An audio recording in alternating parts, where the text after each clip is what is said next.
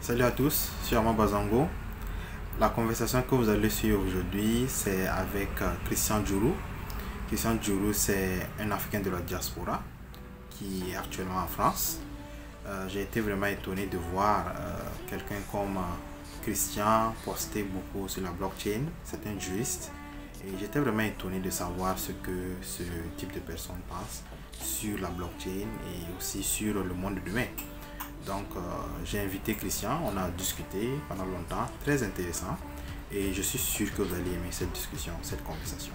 Alors, je vous laisse tout de suite pour la suite de cette interview. Voilà, bye bye.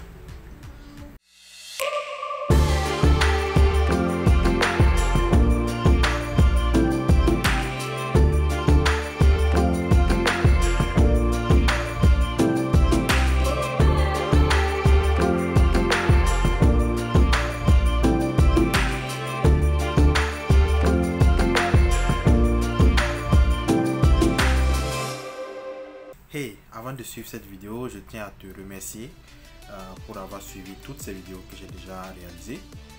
Vous avez été, disons, autour d'une centaine à suivre ces vidéos, c'est le début. Mais ça me va vraiment droit au cœur. J'étais content de voir que certaines personnes étaient intéressées par la blockchain. Voilà. Alors, je vous remercie beaucoup et je suis sûr que les prochaines vidéos vous allez aimer. Nous avons fait beaucoup de vidéos au Burkina Faso, au Mali, au Botswana, au Cameroun. Et il y a beaucoup d'autres vidéos qui viennent dans d'autres pays également, vers d'autres personnes, parce qu'il y a plein de personnes sur le continent africain qui sont en train de travailler d'arrache-pied sur cette blockchain pour que ce soit adopté. Donc, je me ferai le plaisir de traquer ces personnes, de les inviter et de partager avec vous ce que ces personnes pensent de la blockchain, de l'avenir et de l'Afrique en général. Alors merci encore, et si tu n'as pas encore souscrit à la chaîne, alors je t'invite à souscrire maintenant, à donner un like, et ça aide beaucoup, et à partager à tes amis parce que la blockchain c'est le futur. Voilà, merci et bonne conversation avec Christian Djourou. Ok, donc on va démarrer maintenant. Voilà, donc merci à Christian Djourou, voilà, c'est ça. En tout cas, tu vas corriger toutes les erreurs que j'aurais fait sur ton nom et ta... Ok. Mais voilà, avec Christian Djourou, voilà, et puis je t'ai remarqué sur LinkedIn, ça fait plusieurs mois de cela. Tu écrivais des articles, tu faisais du contenu vidéo, ça m'a beaucoup intéressé, c'était bien, j'aime ça. Et j'ai décidé que bon, il faut que je te contacte parce que tu es l'un des, disons, leaders africains de la chose, de la blockchain. Merci bien. Voilà, donc il fallait que bon, je profite de l'occasion pour voilà, en savoir un peu plus sur ce que tu fais. La dernière personne qui a été invitée, c'est Bitcoin Lady du Botswana. Donc, voilà, c'est en tout cas parmi les dames qui font Bitcoin, la blockchain, je pense qu'elle est numéro 1. Hein. Bon, on a eu la chance de discuter avec elle. Donc, actuellement, c'est un plaisir de te recevoir pour la première fois. Plaisir de partager. Voilà. Et je suppose que tu es en France. Exactement. Voilà, tu es en France. Donc, je vais te laisser un peu te présenter, dire un peu qui tu es, ce que tu fais, etc., ton background et tout ça. Voilà, donc tu as la parole. OK. En tout cas, merci beaucoup, Amand, pour cette invitation. C'est avec plaisir que j'y prends part. Donc, je m'appelle Christian Djourou à Elisa Baliza. Tu peux m'appeler, on peut se tutoyer parce que il n'y a pas de problème, il n'y a pas de problème. OK, ça va être fluide comme ça, voilà. Je disais que donc je m'appelle Christian Djourou, donc tu peux m'appeler Christian. Je suis en France depuis 2016. Okay. Plutôt, j'ai fait mes études dans plusieurs endroits en Afrique, notamment le Togo, le Burkina Faso, avant d'aller continuer des études de droit en Russie, en Fédération de Russie. Donc, c'est en Russie, en fait, que j'ai fait pour la première fois la rencontre avec le Bitcoin. Enfin, pas le Bitcoin, mais plutôt le Lightning. Voilà, c'était l'un des premiers... Exactement, le Lightning Network. C'était l'un des premiers réseaux qu'on me présentait. C'était dans notre chambre d'étudiants. À l'époque, c'était la première fois qu'on venait juste d'arriver, donc on nous mettait dans des chambres de 3. et on avait un voisin qui faisait du minage du Lightning juste dans notre chambre. C'était très rigolo. On ne comprenait pas du tout ce qu'il faisait, mais il disait oui, tu vas comprendre dans 10 ans, mais pas maintenant. Voilà, c'était un vrai geek. Ok. C'était un Russe ou un autre africain? C'était un Tanzanien. Tanzanien, ok.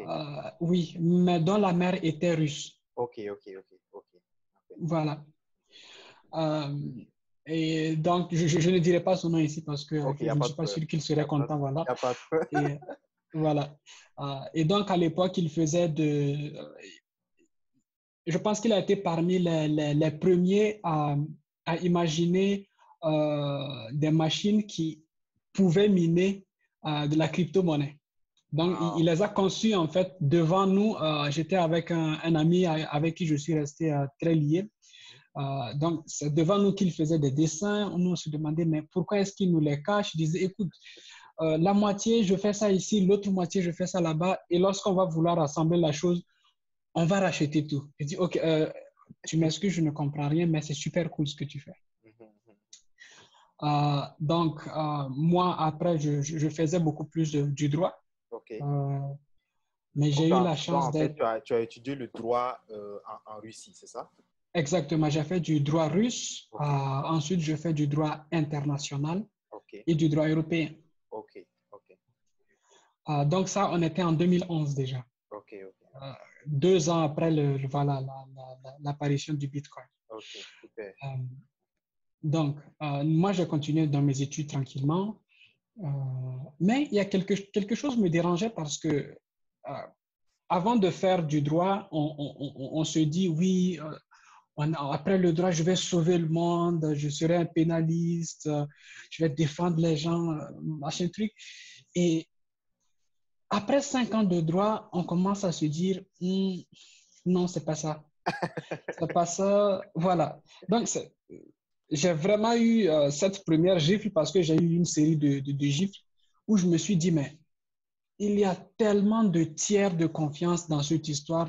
En fait, dans toutes les relations humaines, il y a tellement trop de tiers de confiance qu'ils sont les maillons faibles en fait du système parce qu'ils sont plus facilement corruptibles. Donc, en 2016, donc, je termine ce que je pourrais appeler un baccalauréat, c'est un bac plus 5 en droit. Et je reçois je réussis à avoir une bourse d'excellence pour aller faire des études en double diplôme franco-russe à Grenoble-Alpes, à la faculté de droit. Donc, j'y vais. La première année se passe plutôt mi-figue, mi-raisin parce que je me rends compte en fait que là, je suis probablement en train de devenir ce que je ne veux pas. Je me dis, OK, là on est en 2016 et en janvier 2016, si je ne me trompe pas, l'Économiste publie en grand caractère Bitcoin, la monnaie de l'avenir. Et là, ça explose. C'est là qu'on a vu apparaître notamment des influenceurs français, dont Owen Simonin.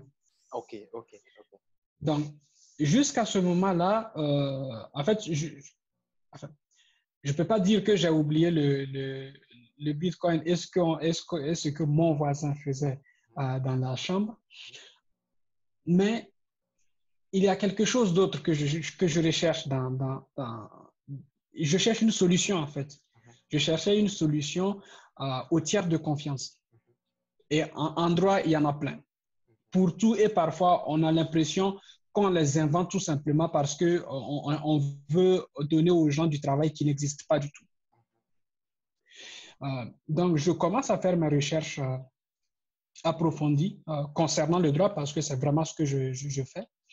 Et là, je tombe sur un livre, j'ai complètement oublié l'auteur, mais un livre où je lis ceci, la blockchain va être le Google de la transparence. C'est un mot, enfin, c'est une phrase, c'est une expression ça m'a choqué. Ça m'a choqué, je me suis dit, OK. Le déclic en fait.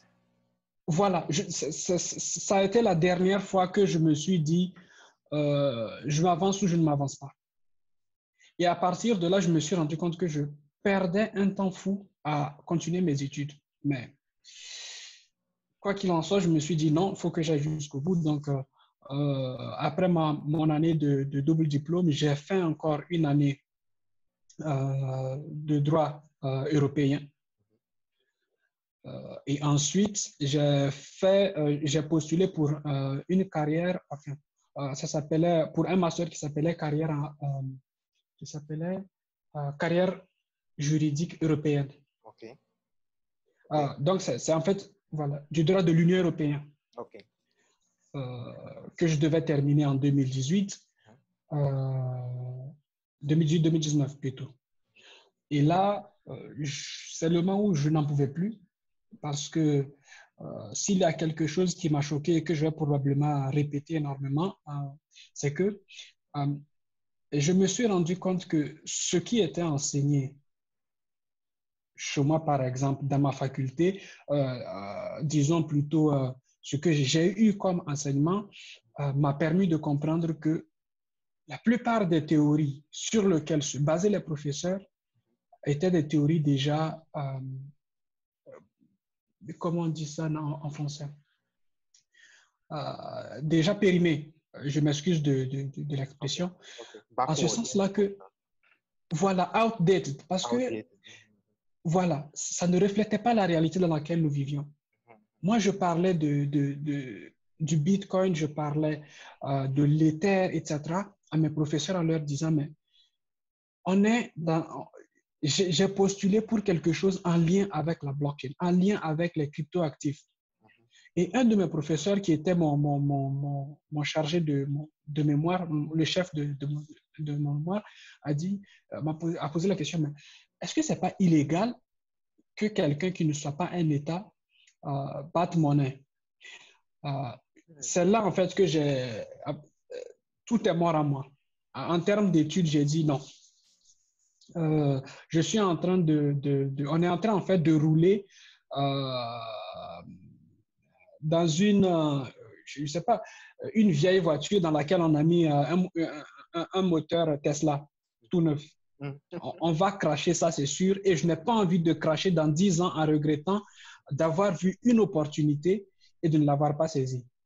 Donc, c'est là que, heureusement que je travaillais sur un projet qui va bientôt faire 3 ans, qui a changé beaucoup de nom parce que ça a évolué avec les étapes, aujourd'hui qui s'appelle Vitaboo et dont je vais parler. En fait, c'est ça qui m'a poussé à me dire, OK, il me restait 2 mois pile pour vraiment conclure avec mes études, mon mémoire et autres. Tout m'a complètement dégoûté. Je ne dirais pas que j'étais désemparé, mais j'étais complètement dégoûté par le système éducatif. Et que j'ai dit, OK, là c'est bon. Je m'applique complètement au monde de la blockchain et je vais faire ce que j'ai toujours rêvé, essayer de gommer le plus possible les tiers de confiance. Pas dans le sens méchant, mais plutôt dans le bon sens. Ok, super. C'est une belle histoire de raconter de cette manière, en tout cas, de la Russie en France. On aura l'occasion de revenir sur les tiers de confiance. Mais j'aimerais revenir un peu sur ta personne même, et le fait que tu as été dans plein de pays africains, Togo, Burkina, peut-être d'autres pays, hein, et puis en Europe, et même Russie, parce qu'on suppose que la Russie et, disons, la France, c'est carrément 2 mondes différents, je suppose. Oui, complètement. 2 mondes différents. Donc, on peut dire que tu es multiculturel. Comment tu te définis donc, tu es toujours africain ou africain ou comment tu te vois? Tu peux expliquer un peu cela? J'ai pris l'habitude de m'auto-appeler cosmopolite. OK. Et parfois, quand je déprime un peu, je me dis, ouais, cosmopolite, certes, mais plutôt dans le sens de multiface ou déraciné, je ne sais pas. En tout cas, voilà, ça dépend vraiment des moments. OK. Voilà. Tout simplement parce que oui, à la base, je suis un réfugié rwandais. Okay. Donc, à cause de tout ce qui s'est passé. Oui, oui. J'ai parcouru beaucoup d'États africains, que ce soit la RD Congo ou la Zambie, ou encore le Burkina Faso ou le Bénin. Je connais tous ces États-là profondément pour y avoir vécu pendant un certain temps. J'ai eu la chance de rencontrer en fait beaucoup de cultures différentes, beaucoup de façons de penser, parfois opposées, mais qui cohabitaient. Donc, aujourd'hui, je suis plutôt je suis plutôt très large. J'ai pris par exemple l'habitude chaque jour d'écrire quelque chose que je publie sur Medium. Enfin, c'est facile de trouver, c'est Christian Elisabeth Jourou, et où en fait je donne des avis, mais c'est surtout des avis à moi-même. Je sais que des gens me lisent, mais je le fais pour moi-même parce que je me dis, après avoir vécu autant d'expériences, de cultures différentes, je suis en mesure de dire qu'en réalité, il faut faire très attention lorsqu'on commence à interpréter un fait et prendre toujours en compte le contexte culturel, idéologique, etc. Donc aujourd'hui, je suis plutôt très, très prudent à chaque fois que je vais ouvrir ma bouche. Si, peut-être on va poser cette question à la fin, mais j'aimerais la poser maintenant. OK. Si tu le permets, l'Afrique, les États-Unis d'Afrique, l'Union, comment tu vois la chose? Est-ce que c'est possible? Est-ce qu'on doit le faire d'ailleurs? Si, on doit le faire. Et on doit le faire très, très rapidement.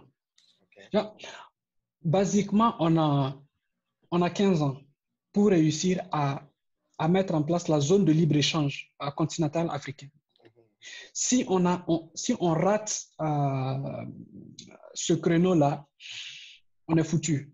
Littéralement, littéralement foutu. Tout simplement parce que aujourd'hui, on est dans ce qu'on pourrait appeler un changement de paradigme.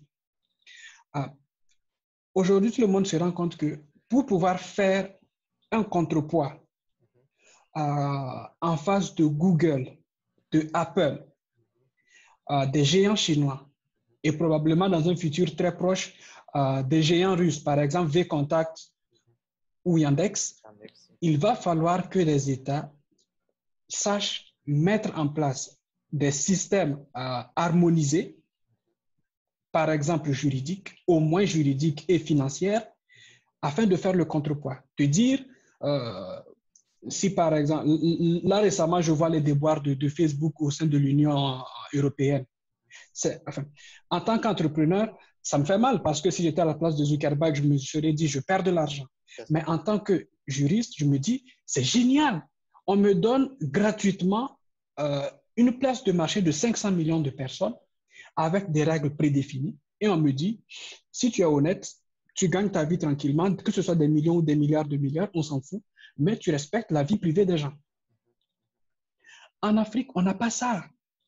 En Afrique, on a à peine de la connexion, alors qu'actuellement, on a des gens comme Elon Musk qui est en train de mettre en place ce qu'il appelle des constellations de satellites. On a un sérieux problème et ce n'est pas ceux qui sont au pouvoir actuellement, ce n'est pas nos parents qui vont avoir à subir la constellation de Elon Musk. Lorsque nos petits-enfants ou bien nos enfants ne seront pas capables de regarder le ciel et d'y voir une étoile.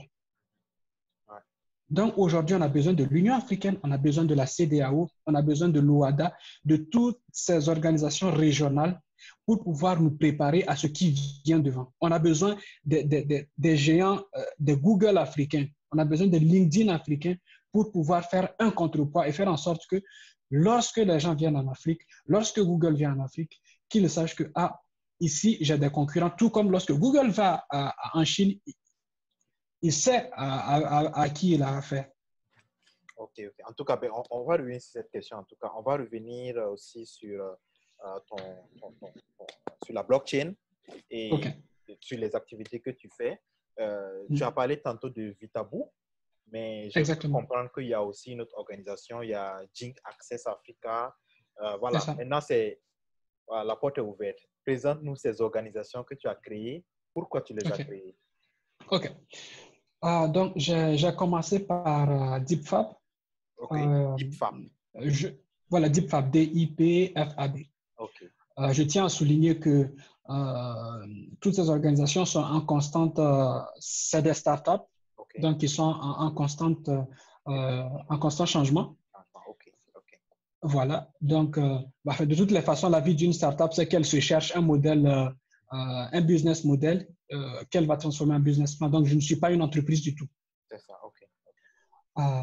Donc j'ai mis en place d'abord DeepFab pour informer et surtout former. Okay. Parce que je me suis rendu compte que mes camarades juristes continuaient de concevoir le monde d'un point de vue centralisé. Quand des professeurs donnent des cours, moi, j'ai de la peine pour les étudiants. Parce que ces étudiants ne se rendent pas compte que dans une dizaine d'années, ou moins peut-être, la plupart des fonctions, la plupart des jobs pour lesquels aujourd'hui ils travaillent pourraient être complètement décentralisés et donnés à une intelligence artificielle. Pire, si on ajoute à cette intelligence artificielle un moyen de minimiser la fraude et la corruption, il y a des gens qui vont se retrouver à la rue du jour au lendemain. Donc, par exemple, aujourd'hui, je regarde ici en France, il y a les notaires qui se sont mis ensemble pour dire, nous, on a créé une blockchain notariale. C'est chouette. Mais c'est quoi derrière après? C'est pour dire, quel est le message derrière? Parce que si vous avez créé une blockchain notariale, cela sous-entend que ce que vous faites comme certification, c'est du double travail que vous faites en fait.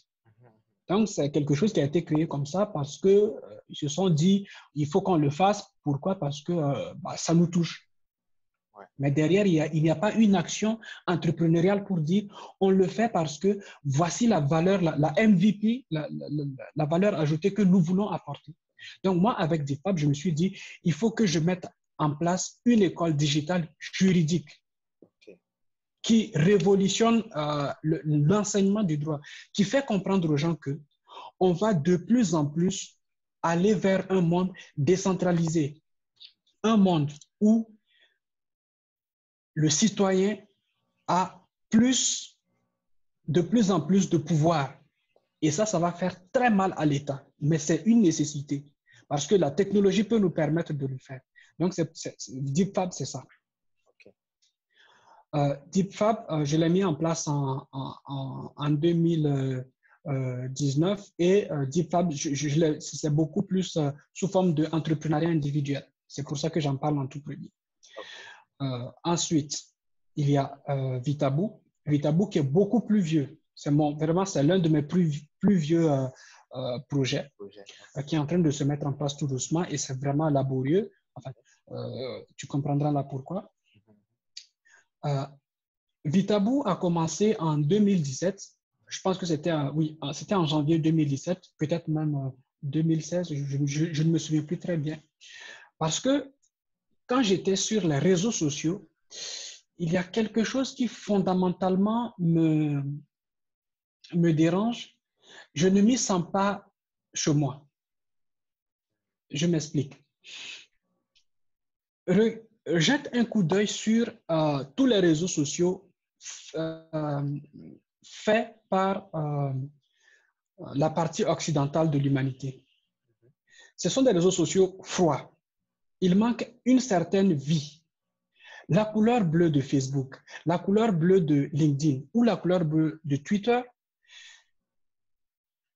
ça manque une certaine chaleur que je trouve, par exemple, en Afrique. En Afrique, nous sommes chauds, nous sommes orange, nous sommes dorés, nous sommes le soleil.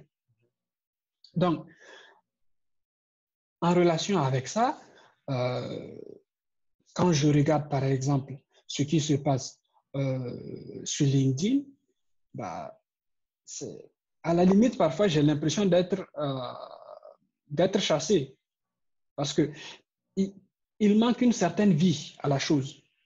Donc, au début, je me suis dit, je vais faire un réseau social qui permet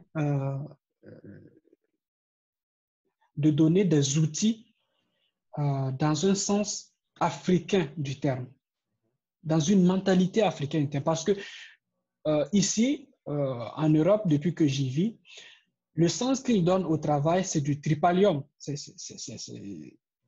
la souffrance, quoi. C'est de la souffrance. En Afrique, c'est pas ça.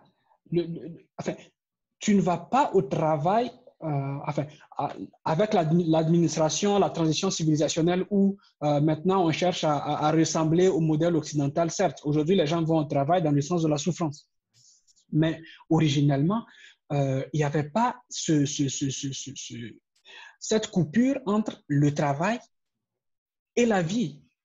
Parce que ça s'imbriquait. Et je pense que d'ailleurs, aujourd'hui, la crise liée à l'emploi vient également du fait que la jeune génération aujourd'hui, qui a grandi en réseau, donc qui a tout le temps partagé, depuis que j'ai créé 2 ou 3 fois mon compte Facebook, parce que j'ai dû le recommencer, machin truc. Mais depuis 2008, lorsque j'ai commencé, j'ai eu l'âge requis pour aller sur Facebook. Par exemple, si je voulais regarder un film, ben, je le regardais. Il suffisait de m'envoyer un lien. Donc, on se partage. Donc, on a échangé pendant longtemps beaucoup de sentiments, beaucoup d'émotions qui nous ont construits. Donc, aujourd'hui, quand je regarde, par exemple, un jeune qui finit, qui se trouve un super job dans une grosse boîte à la place, à la défense, et qui, au bout de 2 ans, est complètement déprimé, qui dit, OK, je préfère aller au village chez moi et devenir cultivateur parce que cette vie n'a pas de sens. Et c'est ça que les entreprises n'arrivent pas à comprendre. Pourquoi ça ne marche pas? Parce qu'ils ont fait l'erreur. L'erreur, et ça, c'est un jugement de valeur que je vais faire, mais je préfère le faire. À un moment, la civilisation occidentale a fait l'erreur de penser qu'il fallait couper les différentes parties d'une vie. Et aujourd'hui, en Afrique, c'est l'erreur qu'on est en train de faire en pensant qu'en allant dans le sens de la civilisation occidentale, nous devenons plus modernes, plus civilisés. Non, heureusement qu'aujourd'hui, il y a de gros mouvements qui se lèvent pour dire tout le monde a une identité, tous ces gens qu'on appelle des minorités. Mais comment est-ce que tu peux appeler le reste de l'humanité, moins 500, disons, maximum 1 milliard de personnes contre 6 milliards de personnes, des minorités? Ce n'est pas possible. Ce n'est pas possible. Donc, moi, j'avais commencé par un premier site que j'avais appelé Akazi, qui signifiait en Kinyarwanda travail. Okay. Ensuite, ça a progressé pour devenir Registre. Registre en russe, en fait, ça veut dire registre. Okay. Et ensuite, je me suis dit, OK, je suis cosmopolite, mais il va falloir m'arrêter quelque part. Donc, c'est là que je suis revenu à me dire non, il faut quelque chose qui a une consonance, quelque chose que tout le monde comprend en Afrique. Et j'avais le choix entre Igitabo et Vitabo. Et je me suis dit, je prends Vitabo, c'est du Swahili. Okay. Mais Igitabo, c'est rwandais, c'est du rwandais. Donc, il n'y a pas trop de grandes différences. C'est bantou, quoi. Voilà. Donc, aujourd'hui, Vitabo n'est pas en fait un réseau LinkedIn, ou bien ne sera pas un réseau LinkedIn, ça va plutôt être un réseau social des entreprises. Okay. C'est très, très important cette partie-là. C'est un réseau social des entreprises. Ce n'est pas un réseau social centré sur l'homme, dans le sens de la civilisation occidentale. C'est un réseau social centré sur plutôt des organisations. Okay. Et la particularité de Vitabo, que je tiens à souligner, c'est le fait que on se cherche aujourd'hui un business model parce que nous allons aller à la conquête du marché informel. Okay. Donc, que ce soit la dame qui va au bord de la route ou bien le monsieur qui a 10 chaînes de restaurants dans le pays et qui n'a aucune certification, aucune immatriculation au niveau de l'État, ou alors la dernière start-up qui s'est fait enregistrer à la Chambre du commerce, nous, on ne fait pas de différence. Nous, on leur dit, nous vous mettons dans les mains une plateforme où on pourra vous trouver très facilement. Si demain tu te dis, OK, je vais en Côte d'Ivoire, j'ai besoin d'un hôtel. Tu te dis, ouais, il y a Google. Tu regardes Google, machin truc, te dis, OK, il y a ça, il y a ça, il y a ça, il y a ça. Non, c'est pas ça, c'est pas de ça dont j'ai besoin. Tu te dis, OK, je vais regarder sur Vitaboo. Tu vas sur Vitaboo, Côte d'Ivoire, tu choisis ton pays, tu regardes.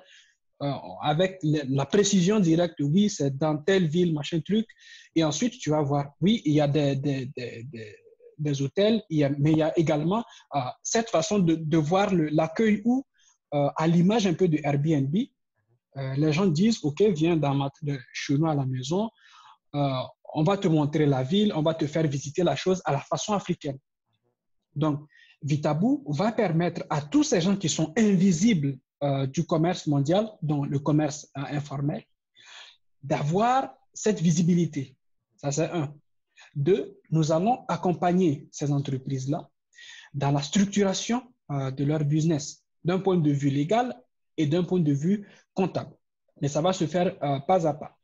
Qu'est-ce que cela veut dire? Cela veut dire que on pourra, au bout de 2 ans, proposer à certaines entreprises qui seront restées sur Vitaboo et qui auront utilisé surtout les outils de gestion d'entreprise, la possibilité, si ces entreprises veulent, de se faire formaliser au niveau de l'État et ensuite de se faire formaliser en créant, par exemple, un compte bancaire où ce n'est pas nécessaire. Avec le money, mobile money, on n'a plus besoin vraiment d'un compte bancaire, mais où cette personne-là, au bout de 5, 10, 15 ans, a une idée de ce qu'est la vie sociale de son entreprise.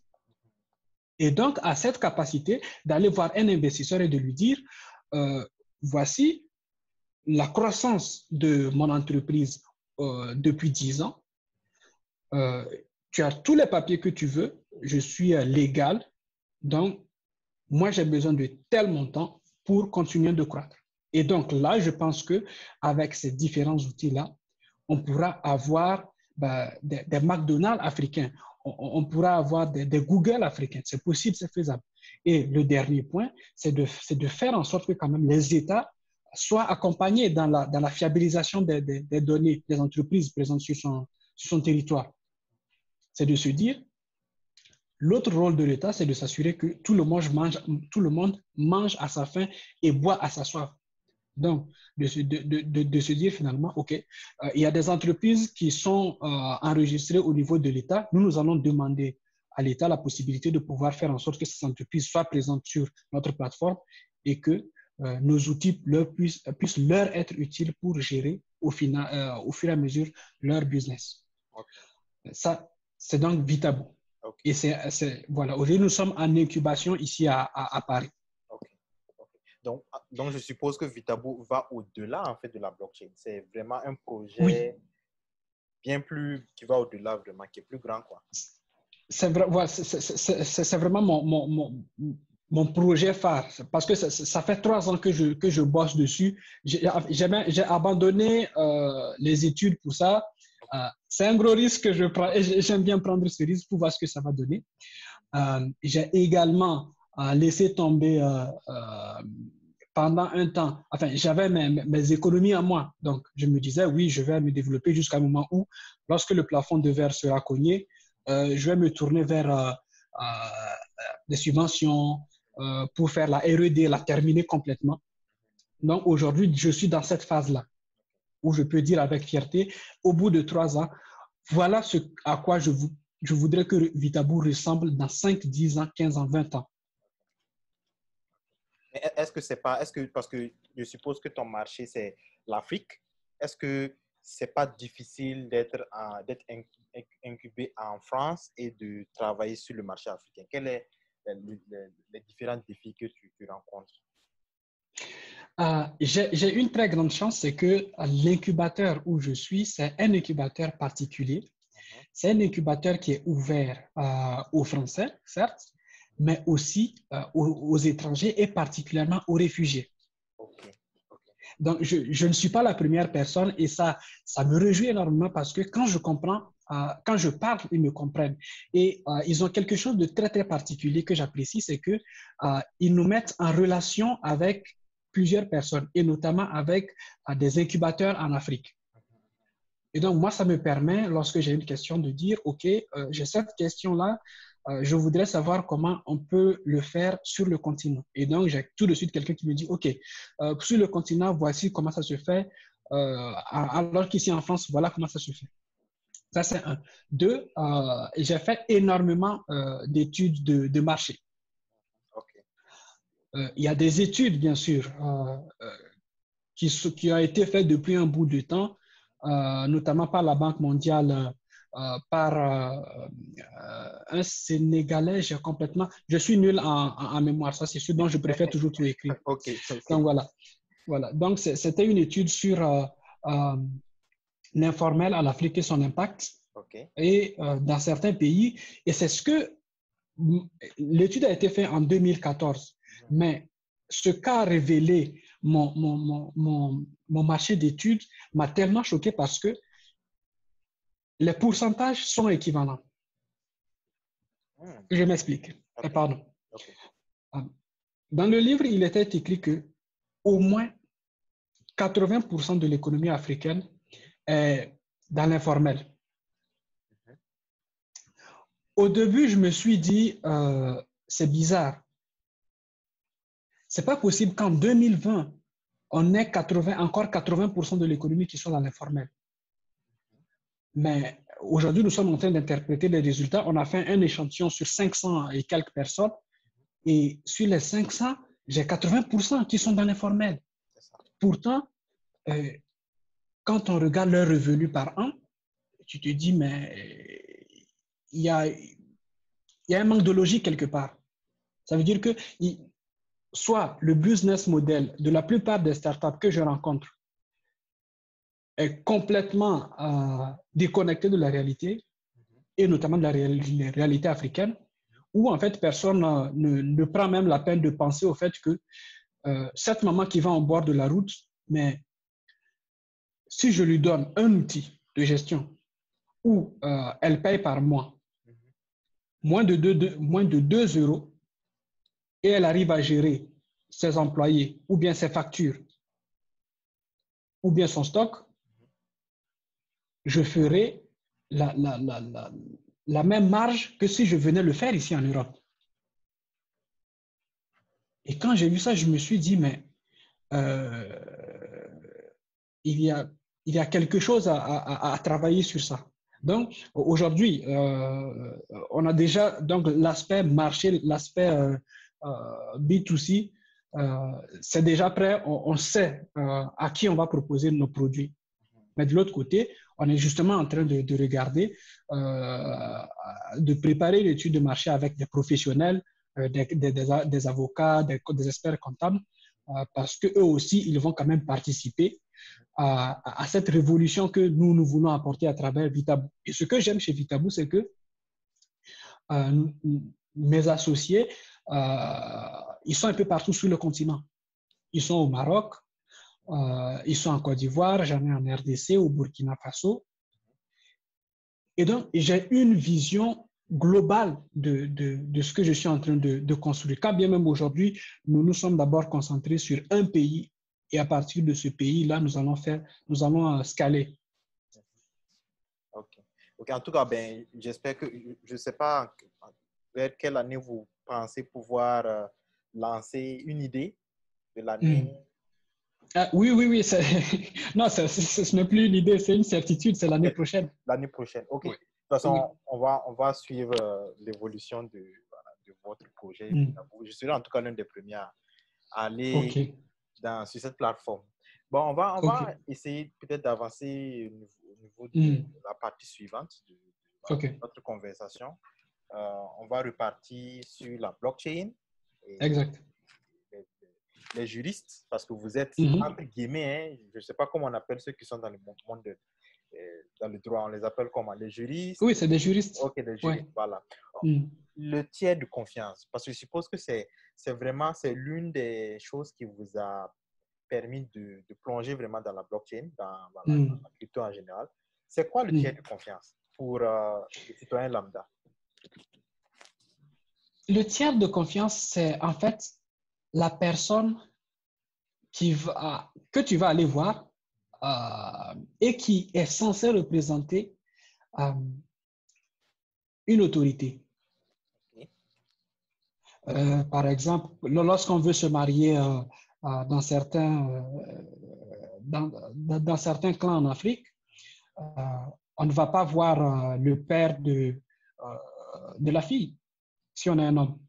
On va d'abord voir plutôt celui qu'on va appeler le doyen de la famille. Et ça, c'est en élargi. Donc, c'est le doyen de la famille. On va parler avec le doyen de la famille pour lui faire comprendre que voilà, on est intéressé. Il va nous dire, bon, voilà, voici la famille, voici son arbre généalogique, machin, truc, voilà. Ensuite, vous allez lui dire, OK, moi, je veux que tu me représentes auprès du père. Ce doyen-là, c'est le tiers de confiance. Parce que ce doyen-là va assurer, je m'excuse de ce que je vais dire, une transaction Okay.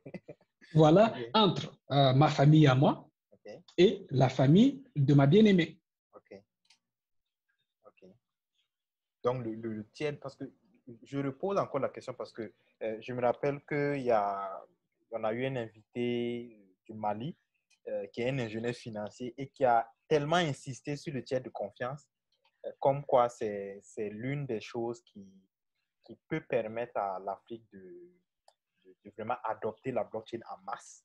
Donc, si on veut faire le lien entre ce tiers de confiance et l'Afrique et l'adoption même de la blockchain, comment tu vois les choses? L'adoption, blockchain, comment tu vois? Alors, je tiens à préciser que nous parlons de deux tiers de confiance différents. OK. Complètement. OK. Le tiers de confiance dont l'ingénieur parlait, oui, c'est cette personne à qui on va dire, enfin, qui par exemple vend du Bitcoin, disons ça comme ça. Oui. C'est la seule personne dans toute la ville où on sait que si on veut du Bitcoin qui ne soit pas faux, que ce ne soit pas une fausse adresse, on va vers lui et il nous vend les bitcoins que l'on veut, la quantité de bitcoins qu'on veut. Ça, c'est ce tiers de confiance-là. Okay. J'aurais besoin de ce tiers de confiance dans le cadre de Vitaboo parce que ça va être pour moi comme des freelances qui viendront et qui diront, OK, nous, par exemple, le chef d'une tontine pourrait être pour moi un tiers de confiance. Parce que la chef de tontine va prendre la plateforme et elle va mettre en place les parts de chacun dans la tontine.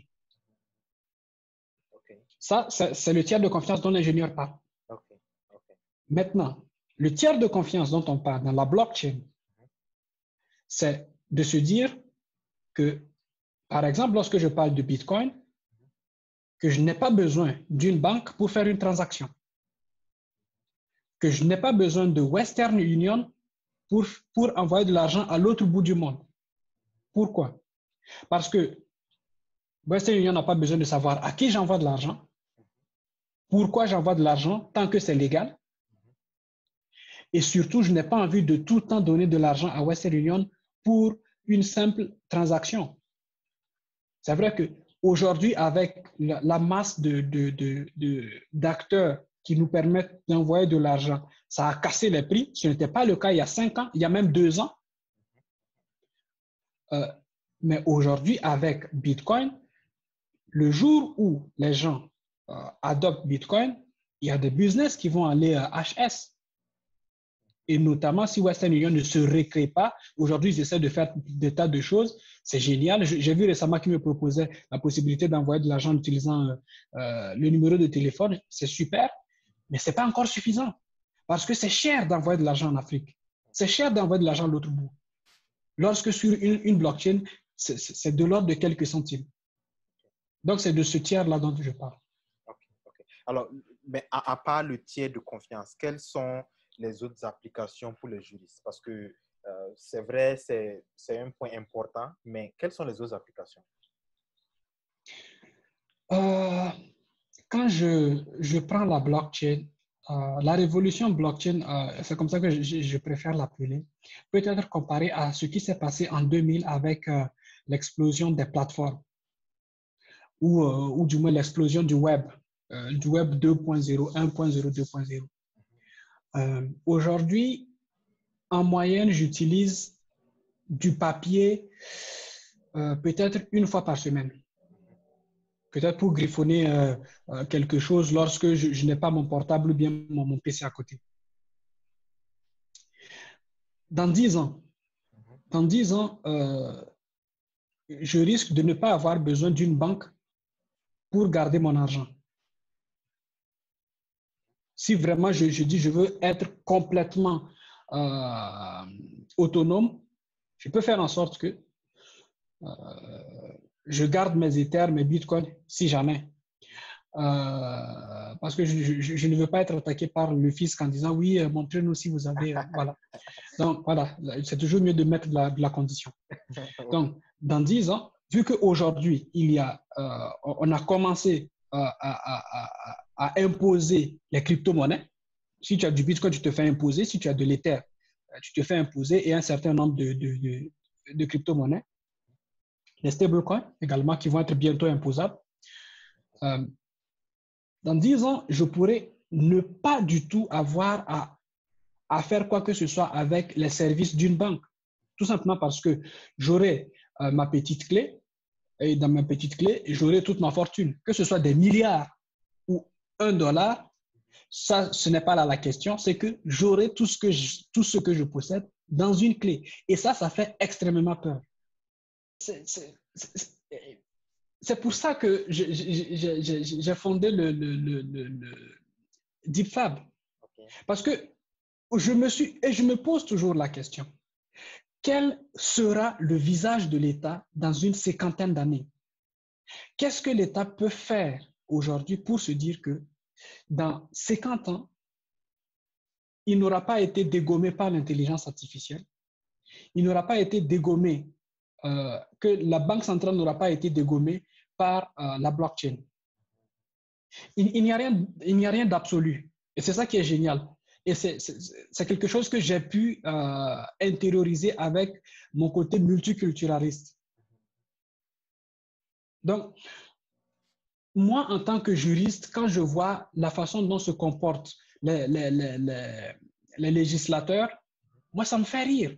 Parce qu'on envoie à l'Assemblée nationale des gens qui ne comprennent rien à ce qui se passe. On leur explique en gros, on leur dit, OK, vous voulez comprendre la blockchain? Ouais, OK.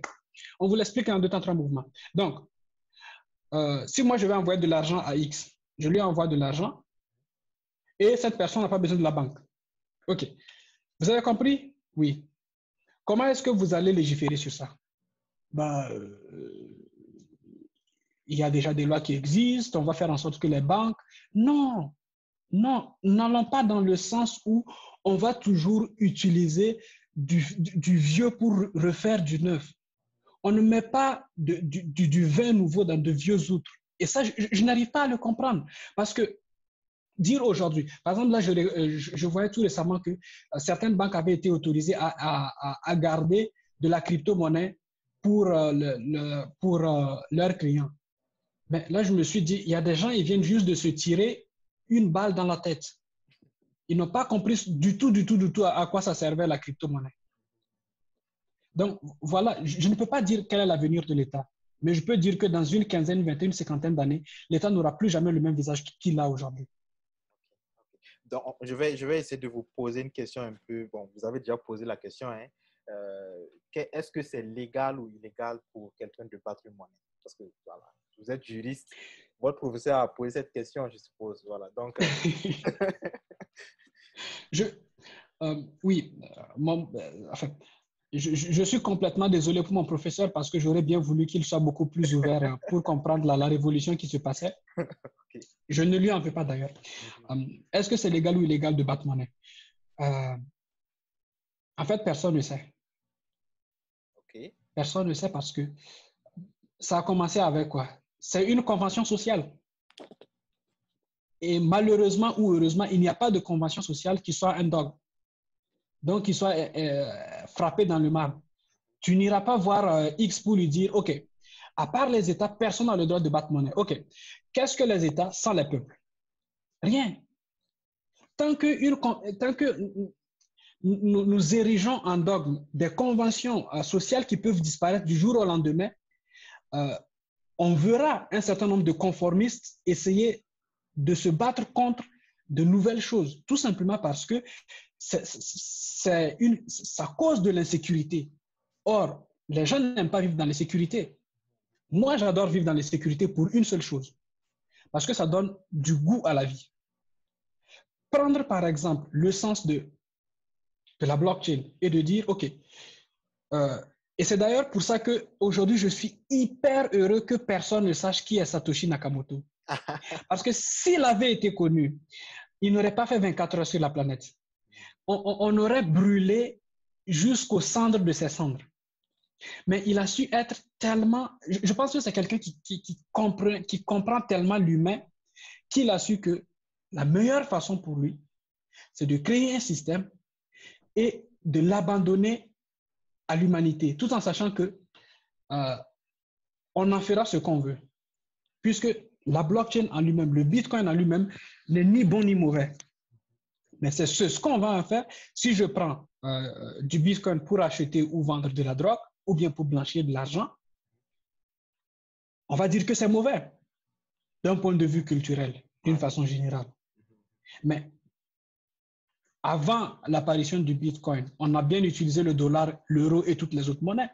Donc, en réalité, d'un point de vue légal, le système en place aurait pu déclarer le Bitcoin illégal, mais face à la pression, face à l'utilisation du Bitcoin après de l'Ether et des autres monnaies, aujourd'hui, en fait, c'est un monde qui se refond. Il y a une nouvelle génération, une nouvelle façon de voir les choses et la vieille génération ne sont obligées que de suivre actuellement. Et je suppose que vous expliquez tout cela à vos confrères juristes. Quelle est leur réaction quand vous expliquez tout ça, la blockchain, le monde humain? Comment ils réagissent? Il y a 5 ans, j'en discutais avec un collègue. Il me regardait en disant, « Oh, Christian, mais vous êtes des rêveurs, ça n'arrivera jamais, ce truc-là. C'est illégal, le Bitcoin. » Je lui ai dit, écoute, ce n'est pas parce que le Bitcoin est illégal en France qu'il l'est aux États-Unis, qu'il l'est en Chine, etc. Si aujourd'hui, un État, quel qu'il soit, bannit le Bitcoin, non seulement c'est impossible, parce que c'est intraçable, mais également, un autre pays à côté va dire, mais hey, les gars, non, venez. Moi, je vous mets en place tous les éléments nécessaires, l'environnement nécessaire, développez tout ce que vous voulez. La Suisse aujourd'hui est en train de... Je pense que l'un des États au monde qui comprend le sens de la finance, c'est la Suisse. Très tôt, la Suisse a su comprendre que Bitcoin, la crypto-monnaie, c'est l'avenir. Singapour a su comprendre. Hong Kong a su comprendre. Et aujourd'hui, ce sont des endroits où on a de la jeunesse qui bouge. On a des startups qui grandissent, qui apparaissent et qui font trembler les vieux.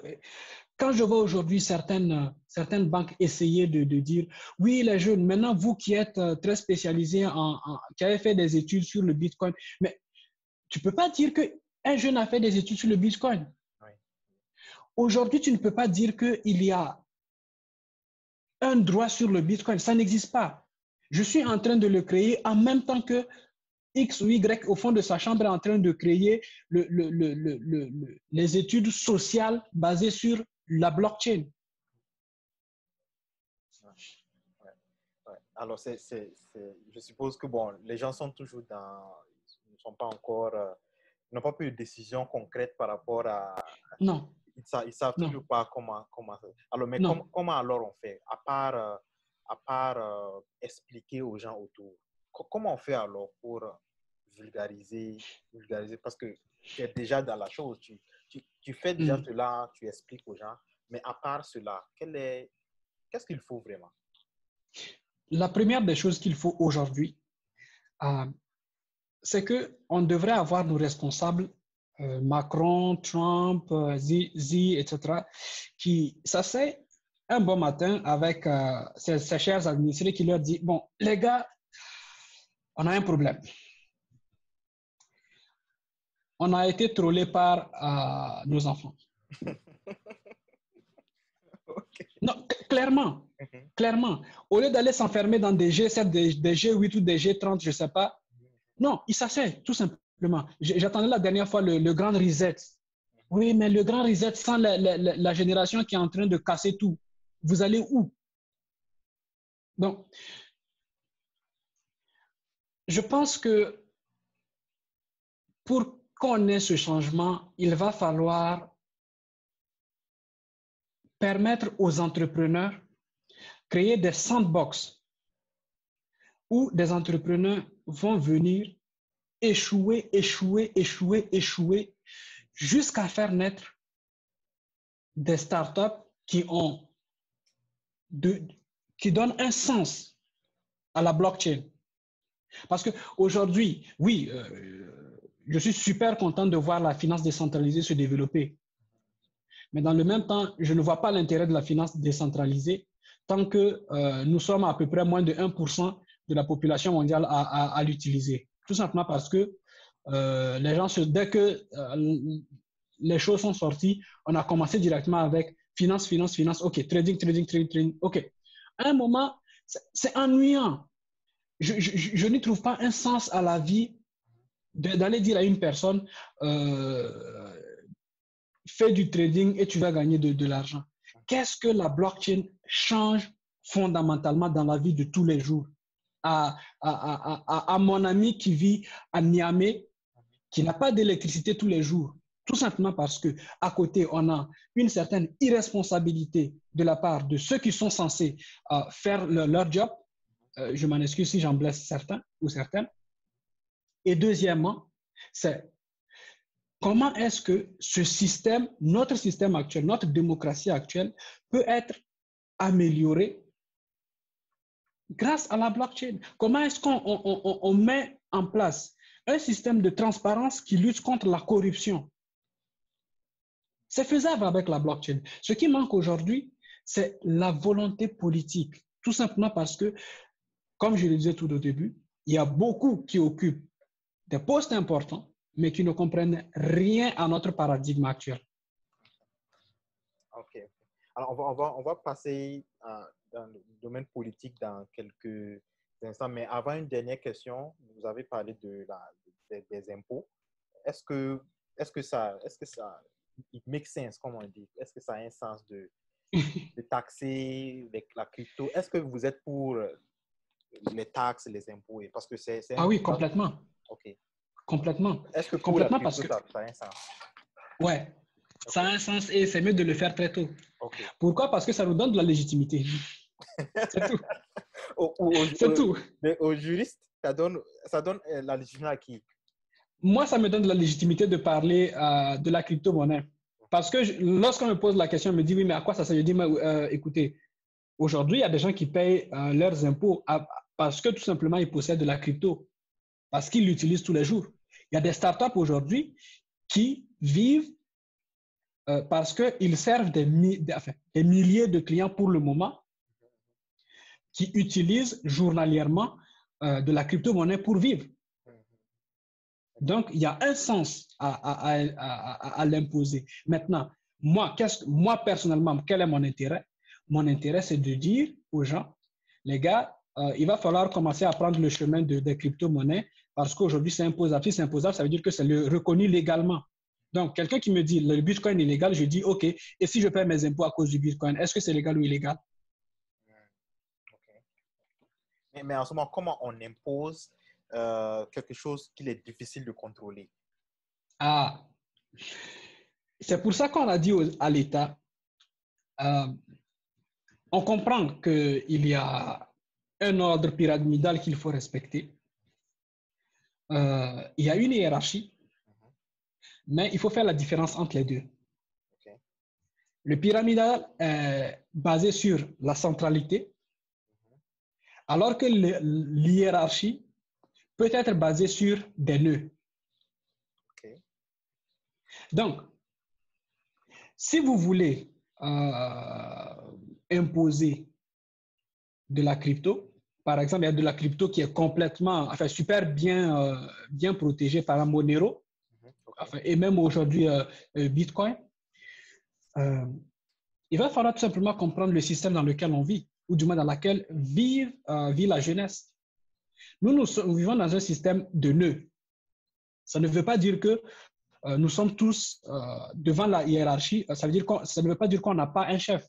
Ça veut dire tout simplement que les responsabilités sont partagées. Dans un réseau social comme Bitcoin ou bien Ethereum, les responsabilités sont partagées entre les mineurs, les utilisateurs, les développeurs, etc. Donc, chacun joue un rôle. Okay. Donc, au niveau de l'État également, on devrait pouvoir trouver cette mise à jour qu'on n'a pas encore trouvée. OK. De toute façon, ben, c'est l'impôt. Bon, je ne sais pas si on aura l'occasion d'en reparler parce que c'est vraiment... Il y a des gens qui sont contre les impôts, des gens qui sont pour les impôts. Donc, vous êtes juriste, c'est normal que vous soyez pour les impôts. Je ne sais pas s'il y a des juristes qui sont contre l'impôt, mais bon, ça, c'est sûrement un débat pour... Il y en a beaucoup. Il y en a beaucoup qui... OK. Ouais. Donc, c'est sûrement un débat pour une autre fois, alors. Absolument. Politique, je ne sais pas si vous aimez la politique, mais vous devrez sûrement... Ah, j'adore. Okay. J'adore. OK, les élections aux États-Unis. Qu'est-ce qu'on vous commentez? Actuellement, c'est chaud. Sûrement, vous savez que Trump est maintenant, il est malade. Covid, ouais. Dans la Covid. Vous commentez par rapport à tout ça? Je suis tombé sur sa vidéo matinale aujourd'hui où ça m'a complètement étonné parce qu'il parlait, il disait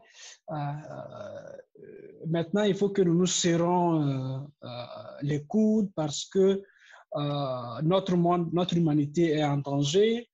Je ne parle pas seulement au sujet des États-Unis, mais je parle de l'humanité. En fait, il y a de ces moments où tu as un déclic parce que tu dis ce que la personne est et ce qu'elle dit est incohérent. Okay. Tu vois? Okay. Ce matin-là, quand il a dit oui, le reste de l'humanité, je dis, mais il y a quelque temps, tu parlais de shithole et maintenant tu dis que Ouais. Quand on regarde c'est vraiment le même Trump, c'est ça?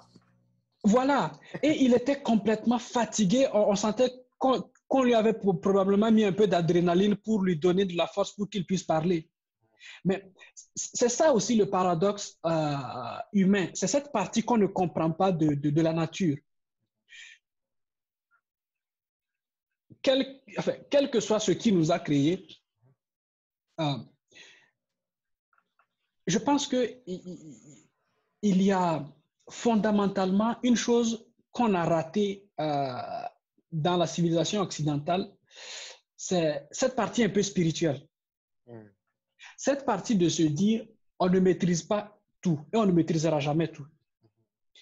Moi, par exemple, j'ai eu tellement de chance dans ma vie, tellement de chance que, en fait, même mes startups, quand je les regarde aujourd'hui, elles sont toutes petites, je me dis, si une seule réussit, dans 5, 10, 15, 20 ans, ce sera par chance. Ce sera par chance. Non, ce n'est pas mes prévisions à 3 ans ou à 5 ans de machin, alors que j'ai peut-être 0 client. Ce n'est pas ça qui va me faire réussir. Donc, ce qui continue de me faire bouger, c'est tous ces mouvements-là, c'est toute cette partie qu'on ne maîtrise pas et qu'on a intérêt à respecter. Le mouvement BLM, ce n'est pas un mouvement qui vient d'hier, enfin qui date d'hier. C'est un vieux mouvement. Pourquoi? Tout simplement parce qu'à un moment, on s'est dit, OK, on va diviser les gens par la couleur de peau et on va dire, OK, plus tu es noir, plus tout est bas pour toi, c'est 0. Plus tu es blanc, plus, toi, tu es l'être divin, machin. Et aujourd'hui, nous avons changé de paradigme civilisationnel et surtout générationnel. Où, par exemple, j'ai étudié en Russie. Quand j'étais en Russie, j'avais une copine russe.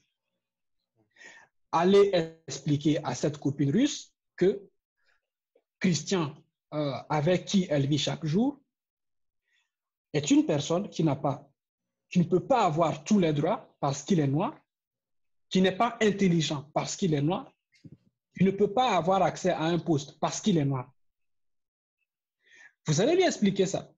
Et avant d'avoir terminé la première phrase, elle vous met une baffe. Elle a fait du karaté. Okay. Voilà. Donc, aujourd'hui, on a un conflit à la fois générationnel et idéologique.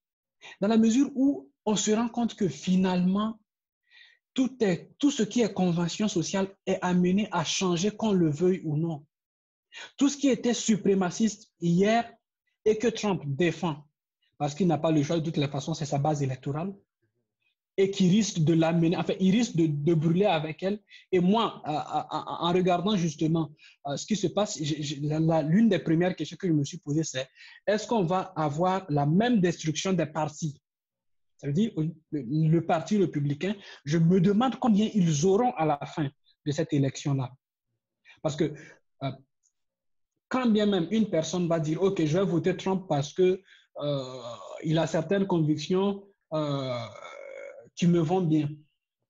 Quand même cette personne va se dire ça, il y a toujours quelque chose qui ne va pas passer.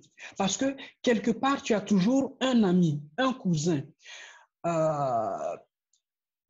une tante, n'importe qui a épousé telle personne d'une autre culture qui, à un moment ou un autre, a été maltraitée par l'administration Trump.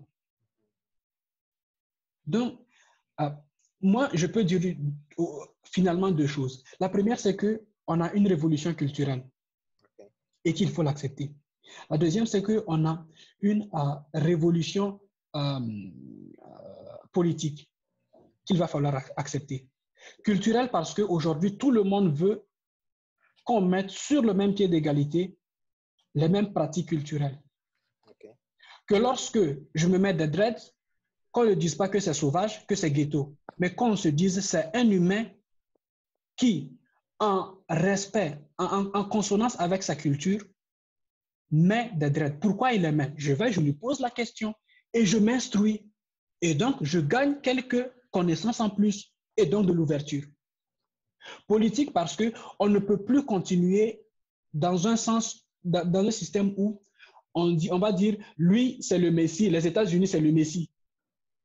Et le reste, bon, voilà, ils n'ont qu'à se débrouiller. Non. Les États-Unis, ce n'est pas le Messie.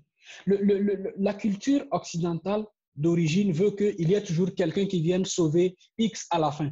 Regarde un peu tous les films jusqu'aujourd'hui. Hollywood, les héros et tout ça.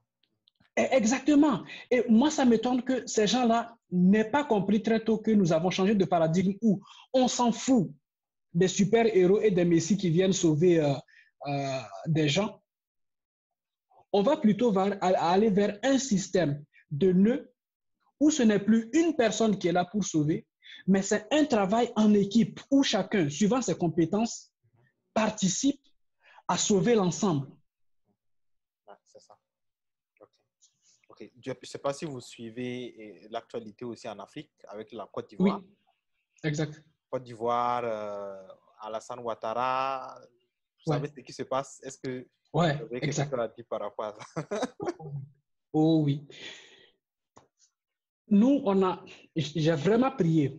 J'ai mis le genou à terre et j'ai dit, la Côte d'Ivoire, ça va être l'un des premiers pays où je vais déployer Vitabo. Et lorsque j'ai vu la décision du président, j'ai dit, bon, il va falloir qu'on tienne compte quand même de certaines situations. Je m'y attendais parce que quand on est dans une transition civilisationnelle où il y a quand même deux systèmes au moins qui se battent, parce que quand même, il faut voir la réalité en face. Dans les pays africains, ce qui nous tue aujourd'hui, ce n'est pas intrinsèquement que la pauvreté. C'est surtout parce qu'il y a au moins deux systèmes d'organisation socio-économique et politique qui sont en conflit. Un système traditionnel que l'administration occidentalisée essaie de plus ou moins réguler sans jamais arriver, et un système administratif importé, mais qui en réalité ne cadre pas avec le milieu socio-culturel. Donc, quand Ouattara dit oui, je vais pour un troisième mandat, il n'a pas le choix déjà. Parce que je ne vois pas pour le moment quelqu'un qui ait un certain leadership pour influencer, pour dire, OK, je vais vous tirer derrière moi et on va aller ensemble vers quelque chose. La seule personne qui aurait pu le faire est aujourd'hui contre lui. Et récemment, elle était réfugiée en France ici. Son ancien président, voilà.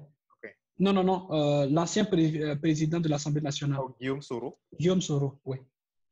C'était le seul qui légitimement avait encore un certain charisme, la capacité de dire, OK, on va faire les choses et puis ça va aller. Mais chacun veut manger parce qu'aujourd'hui, oui, toi tu es vieux maintenant, laisse-nous la place et laisse-nous avec un système que nous allons partir de zéro. Et ça va être le problème. Pardon de te couper, mais si je comprends bien, tu te places dans le système africain et tu dis qu'en Afrique, en tout cas dans ce système-là, c'est le charisme du leader en fait qui est plus important. C'est ça? Entre autres. OK. Et c'est sur cela que Alassane Ouattara se base pour vraiment se mettre au devant des choses et dire voilà, il faut que je n'ai pas d'autre choix que de me présenter. C'est ça ton argument? En partie. Okay. En partie parce que oui, il y a le charisme, mais il ne faut pas non plus qu'on retombe dans la configuration occidentale du Messie qui vient sauver. Okay. Parce que voilà, il y a aussi la partie où ce sont des équipes, ce sont des clans, des tribus qui grandissent. On dit des fans, des évés, des minants. Il faut qu'il y ait quelqu'un qui arrive à leur faire parler une même et seule langue. Et c'est pour ça qu'aujourd'hui, on a des dictatures.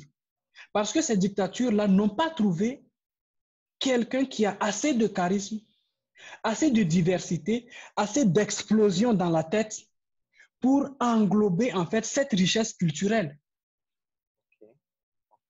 Et donc, c'est ça qui fait qu'aujourd'hui, qui est capable sur le continent d'incarner à la fois l'Afrique du Nord, l'Afrique australe, l'Afrique de l'Est, l'Afrique de l'Ouest et l'Afrique centrale et de dire, OK, les gars, je sais que nous sommes complètement différents et parfois opposés. Mais là n'est pas la question. Mettons en place un système juridique qui sera fait pour tout le monde, qui sera compatible à tout système, jusqu'au plus petit des systèmes. Parfois, j'ai l'impression qu'il y a une certaine paresse intellectuelle. Parce que, on va dépenser en argent, on va dépenser. Et ça se retrouve également aux États-Unis. Parce que faire en sorte que les minorités culturelles suivent une seule culture, c'est juste la même chose qu'on a en Afrique. À la différence qu'en Afrique, c'est quelque chose contre lequel on peut encore se battre. Parce qu'on va se dire, nous avons nos cultures, nous avons notre façon de penser et de faire les choses qui est appelée à évoluer. Mais pour ça, on va devoir trouver quelqu'un qui fédère tout le monde pour avancer ensemble. Donc, tu es d'accord en fait avec l'idée selon laquelle en Afrique, très généralement, tout est une question d'ethnie, de tribu. Oh oui. J'ai fait plein d'expériences. Je m'excuse de te couper la parole. J'ai fait plein d'expériences dans les pays où j'ai vécu, que ce soit, je sais pas, au Burkina Faso, il y a les Moussi, il y a... J'ai oublié les autres. J'ai vécu à l'ouest. À Bobo? Au sud-ouest peut-être, à Léo. À Léo, ok. Il y a à Léo. Les Gourounsi. Les Gourounsi n'ont pas du tout la même culture, la même vision que les Moussi. J'ai vécu à Kaya, j'ai vu ce qui se passait avec les Nahaba. J'ai vécu à Léo, chez les Gourounsi, j'ai vu ce qui se passait avec leur chef traditionnel. J'ai eu la chance de vivre également avec le peuple Peul. Okay. Mais en des temps immémoriaux, il n'y a que Soundiata Keita qui aurait pu faire en sorte que tout le monde se mette ensemble. Voilà. Donc, il nous faut des Soundiata Keita, pas je sais pas des Donald Trump ou bien... enfin, il faut vraiment... il nous faut des Mandela qui sont des Souldiata Keita d'aujourd'hui. Mais c'est justement ça, c'est parce que tu as mentionné la question du cadre juridique qu'il faut. Mais avec le cas, par exemple, de la Côte d'Ivoire, on voit qu'il y a une constitution, il y a un cadre juridique, je ne sais pas si c'est le bon ou pas, mais qui n'est pas respecté. Je ne sais pas pour quelle raison, c'est pas respecté, parce que, bon, c'est une question d'être candidat ou pas, troisième mandat ou pas, ce n'est pas respecté. Est-ce qu'il n'y a pas un risque que, même si on va sur le plan continental, on met en place des systèmes juridiques qui ne soient pas respectés? Qu'est-ce qu'il faut faire pour cela? Qu'est-ce qu'il faut faire pour cela concrètement? Je pense qu'aujourd'hui, on a une chance. Et la chance, c'est qu'on a la technologie qui est de notre côté et qui ne coûte plus cher du tout. Okay. Ce qu'il va falloir faire, par exemple, la blockchain peut être un excellent outil, c'est de se départager le pouvoir. Okay. C'est d'accepter que le pouvoir ne vient pas d'en haut en Afrique. Okay. Le pouvoir ne vient pas d'un président. À la limite, même étant juriste en Afrique, je dirais, on s'en fout de la Constitution. Parce que ce n'est pas la Constitution qui fait une tribu. Ouais. Ce qui fait une tribu, c'est un esprit d'équipe, un esprit de famille.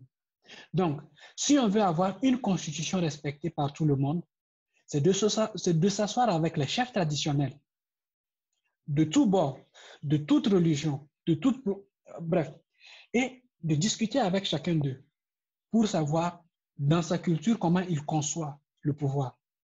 Est-ce qu'il le partage?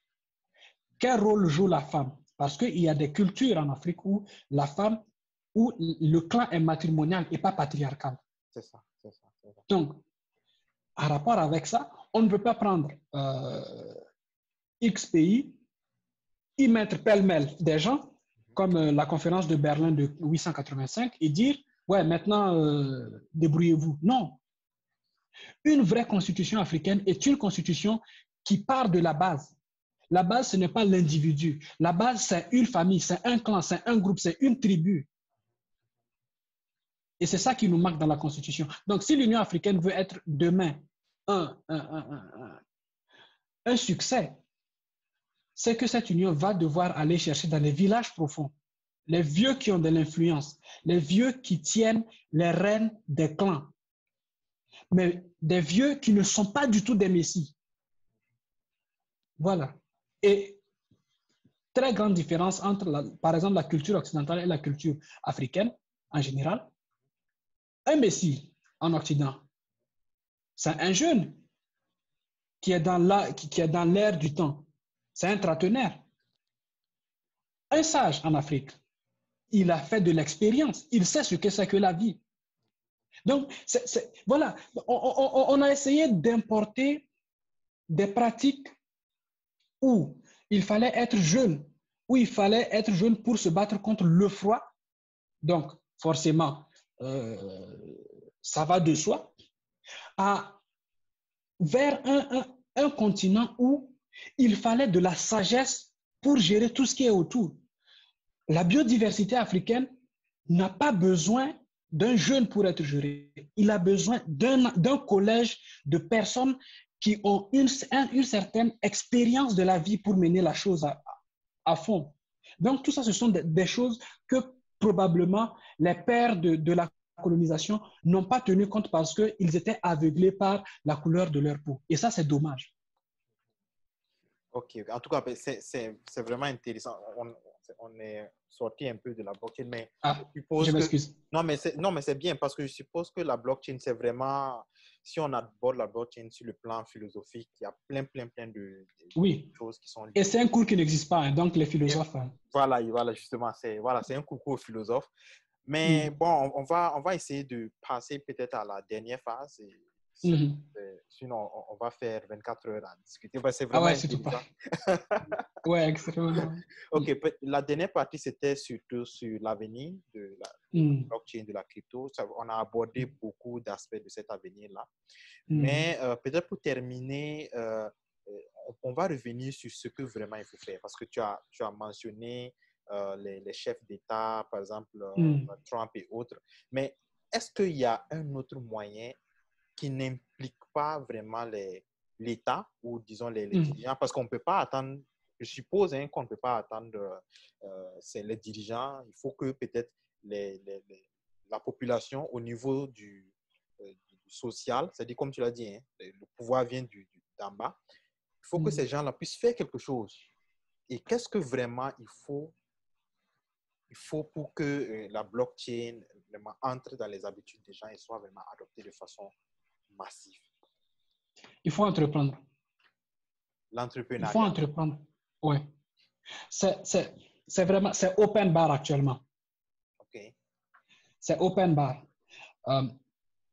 Ceux qui ne peuvent pas se donner le loisir d'acheter un cours complet.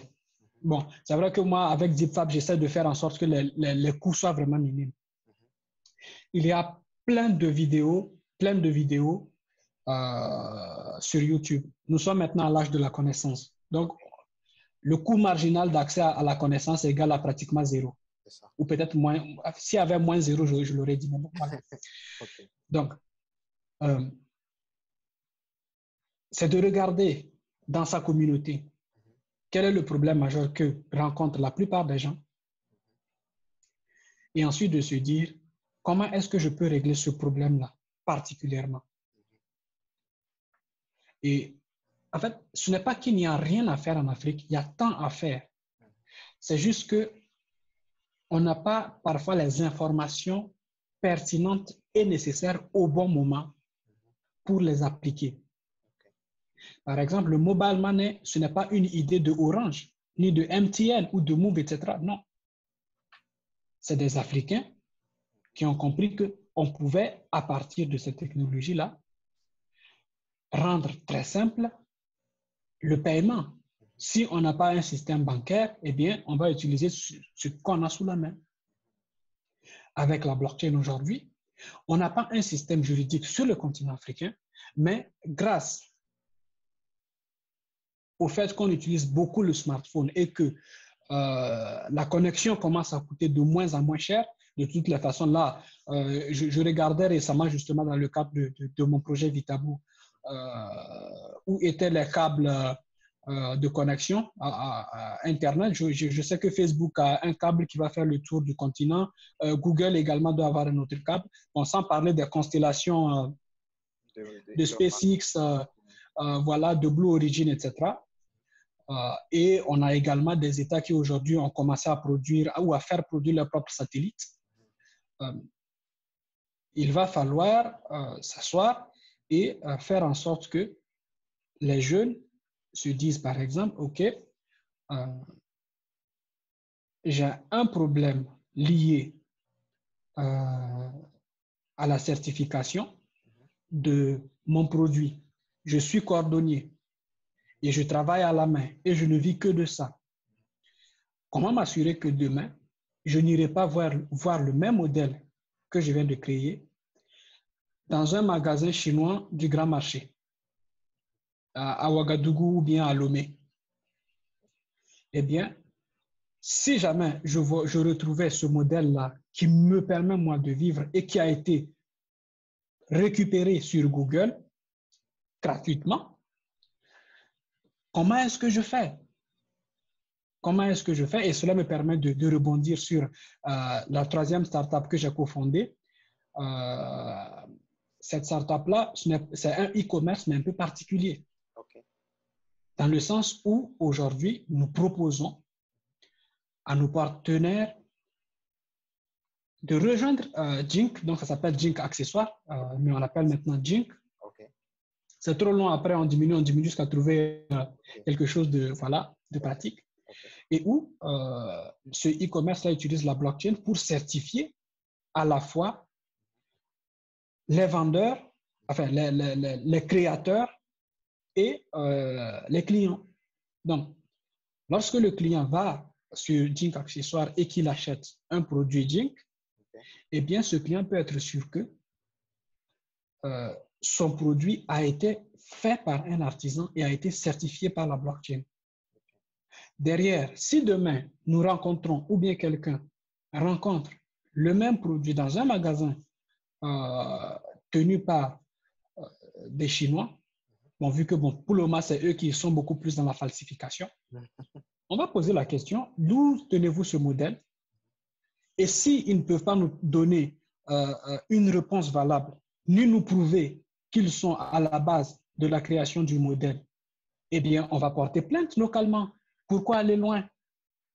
On va dire, voilà, du point de vue de la certification, sur une blockchain privée qui a été certifiée, nous avons ce modèle-là qui a été enregistré avec le hash. Dans le hash, c'est le numéro de matricule du petit message qui représente l'œuvre. Nous voulons justice. Nous voulons des dommages et intérêts pour falsification.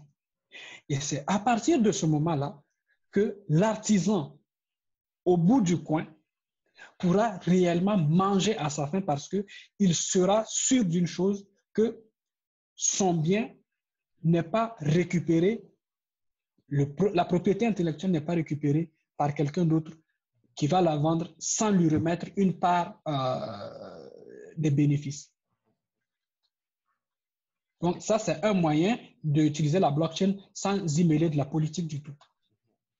Donc, en tout cas, ça, c'est un exemple d'utilisation de la blockchain pour la propriété intellectuelle.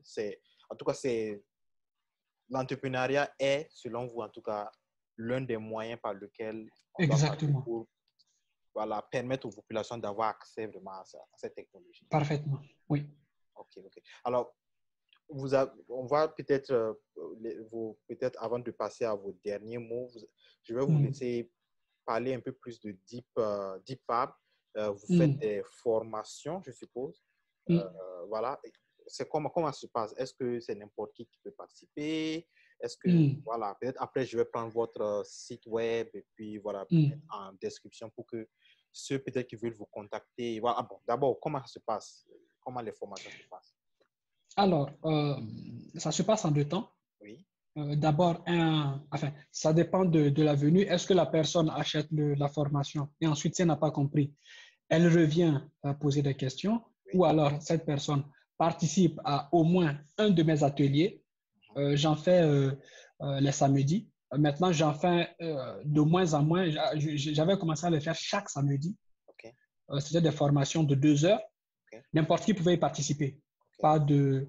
Voilà. Le samedi prochain, j'ai une formation, justement, où ça va être un peu plus juridique, un tout petit peu, parce que la personne qui va le suivre est juriste, mais où d'autres professions peuvent également participer.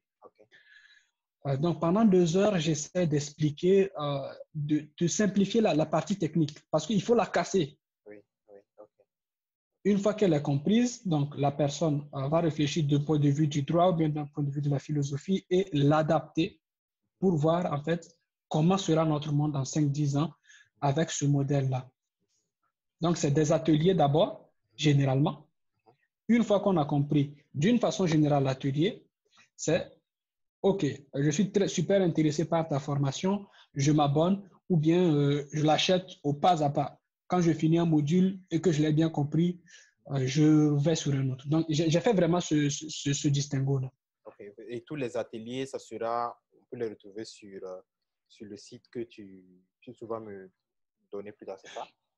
Alors, pour les ateliers, non, pour le moment, je ne les mets pas sur le site. OK. Je ne les mets pas sur le site parce que c'est en fait, c'est le même sujet. Généralement, c'est des gens qui entendent pour la première fois. Donc, c'est la même chose que je dis en boucle. OK. Et là, ce n'est pas du tout intéressant de... Voilà. OK. Mais ça veut dire on peut toujours te suivre et tu vas, lorsqu'il y a un atelier, tu annonces et puis bon, on rejoint l'atelier. Exactement. Et là, à cause de Vitaboo, parce qu'aujourd'hui, Vitaboo, c'est maintenant 5 membres associés. Donc, je suis à la fois CEO, donc je dirige. Et on a vraiment besoin de moi pour le moment au niveau de l'incubateur. Donc, ce que je vais faire là, depuis quelques temps, je ne poste plus du contenu éducatif, mais je vais recommencer à le faire. Mais par contre, ça ne va plus être quotidien comme je le faisais avant. Ça va être une fois par semaine. Voilà. OK. Alors, OK, il n'y a pas de problème. En tout cas, ben, on va mettre toutes ces informations en description. Et puis, bon, sûrement, ceux qui vont vous suivre auront plus d'informations. Et voilà, en tout cas, ben, c'est déjà, en tout cas, plus d'une heure qu'on est en train de... OK. Voilà, c'est intéressant. J'ai envie de continuer, mais bon, on va sûrement se donner un autre rendez-vous. Je suis sûr qu'on va s'inviter plus tard pour d'autres événements. Mais bon, je vais peut-être vous laisser la parole pour peut-être votre dernier mot. Je ne sais pas ce que vous pouvez dire, ce que vous voulez à l'endroit de qui vous voulez. Voilà, et la longueur de temps que vous voulez, voilà, vous avez la parole. En tout cas, j'aimerais d'abord te remercier parce que ce que tu fais, c'est vraiment génial, surtout dans ce format-là. Il va falloir que Internet arrive rapidement et que le giga ne coûte plus rien sur le continent. Comme ça, tu auras un plus grand auditorium.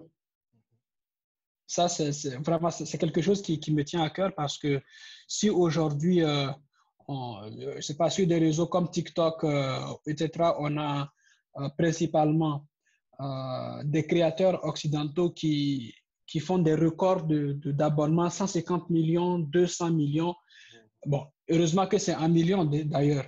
C'est parce que il y a une bonne partie de l'humanité dite minoritaire, donc qui se compte en milliards, qui est laissée de côté. Donc, Google a compris, Facebook a compris. En tout cas, les grandes boîtes de la tech ont compris que leur avenir, ce n'est pas l'Occident. Or, l'Occident, c'est mort, c'est fini. Tout est cadré.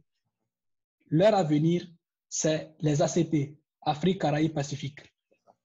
Donc, pour pouvoir avoir accès à ce marché. Et ça va être explosif le jour où Internet, où on pourra naviguer nos limites sur le continent africain.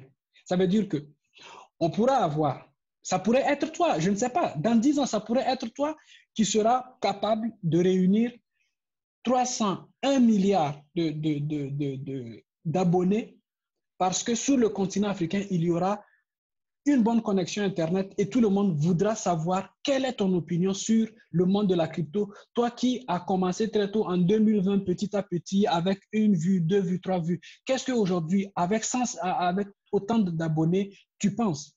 Et tu vas donner un point de vue africain à la chose. C'est ça qui manque aujourd'hui au monde. C'est pour ça qu'on manque d'inclusion. On manque vraiment d'inclusion dans tout. Dans tout. Quand je vois aujourd'hui l'intelligence artificielle, mais c'est une intelligence artificielle qui ne marche que sur un pied. Tout simplement parce qu'il y a les 3/4 de l'humanité,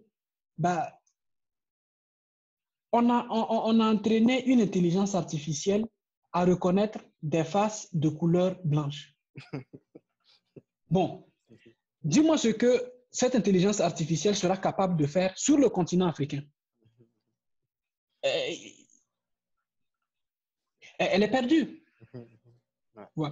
Donc, c'est en ce sens-là que je dis, en fait, on n'est qu'au début de ce qui va être une révolution, mais je n'arrive pas en fait à imaginer. Quand je regarde aujourd'hui le monde de la tech et je regarde Bezos qui caracole dans les 400 milliards, je dis, mais les gars, non. Les vrais milliardaires sont cachés. Les vrais milliardaires ne sont pas encore visibles parce qu'il y a des pans de l'humanité qui n'ont pas encore accès réellement à la technologie. Quand je vois Jumia en Afrique, je dis, mais OK, c'est génial d'avoir fait Jumia, qui est l'équivalent à peu près de Amazon en Afrique. Mais Jumia n'a aucune culture africaine. Elle n'a pas été pensée, je suis désolé de le dire, ça n'a rien à voir avec l'identité et autres, mais elle n'a pas été pensée dans un esprit africain. Elle a été pensée dans un esprit mixte. Or, les produits dont on a besoin aujourd'hui, c'est des produits pensés exclusivement à l'africain. Et c'est quelque chose dont on en a besoin, pas que sur le continent africain. On en a besoin partout où il y a des afro-descendants qui ont été qui sont arrivés là par la force des choses, par l'esclavage, par l'émigration, par la fuite, etc. Donc, plus nous allons aller vers l'agrandissement des plateformes, et plus on va assister à l'inversement des situations. Ça veut dire que si hier, il fallait faire en sorte que un groupe de privilégiés ait accès à des produits de qualité, aujourd'hui, on va devoir aller chercher les autres qu'on avait mis de côté pour pouvoir remplir un peu plus son chiffre d'affaires. Donc, moi, quand je regarde ça, je dis, mais les gars, sur le continent africain, ça fait 1,5 milliard. En 2050, nous prévoyons 2,5 milliards. Il y a le e-commerce qui n'est pas du tout développé à la manière africaine. Il y a les réseaux sociaux qui ne sont pas du tout développés à la manière africaine. Pourquoi est-ce que je vais prendre un CDD ou un CDI? Bon, limite, je prends un CDD pour survivre pendant que ma startup est en train de grandir. Mais le continent m'appelle. Je sens, j'écoute, l'appel du sang est là. Ouais, ça fait 1 milliard, 1,5. Dans 50 ans, tu bats Jeff Bezos malgré toute sa force. Voilà, donc moi je pense que ce que je peux dire à la fin, c'est que nous devons à la fois être un modèle pour ceux qui sont derrière nous, pour nos jeunes frères, pour nos enfants. Mais nous devons également être aussi très ambitieux. La Chine a prouvé que c'était faisable en 50 ans. Et aujourd'hui, ce n'est pas les États-Unis qui vont élever la voix. Ça veut dire qu'en Afrique, avec l'arrivée de la technologie, où à chaque fois il y a une injustice, on va dire, là, il y a injustice. Et là, c'est le Black Twitter qui va et le Black TikTok qui vont se lever pour dire, OK, là, on va régler nos affaires directement. On n'a pas besoin de juge, on le fait sur place. Donc, nous devons être une génération d'ambitieux. Mais vraiment, pas d'ambitieux câlins. Nous devons être, à la limite,